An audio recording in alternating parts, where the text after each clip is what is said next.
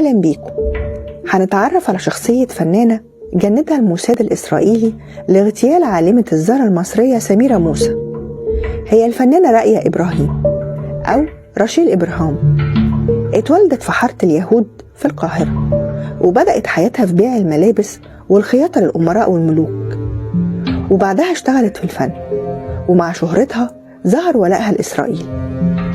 بدأت في تشجيع يهود مصر على الهجرة بعد حرب 48، ورفضت وقتها المشاركة في فيلم بتلعب فيه دور بدوية بتخدم الجيش المصري، وكمان رفضت رئاسة الوفد المصري في مهرجان كان.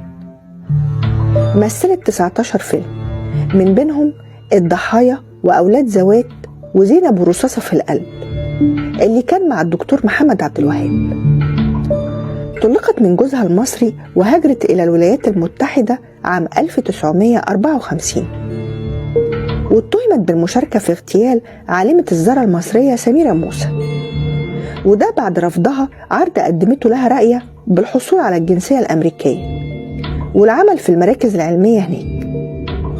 وده أكدته حفيدة الممثلة بعد عثورها على مذكرات جدتها، واللي بتحكي فيها عن علاقة الصداقة بينها وبين سميرة موسى، وإنها استغلت علاقة الصداقة وسرقت مفاتيح شقة العالمة سميرة موسى وطبعته على صابونة وسلمته للموساد الإسرائيلي، وسهلت دخولهم شقتها وتصوير أبحاثها ومعملها الخاص.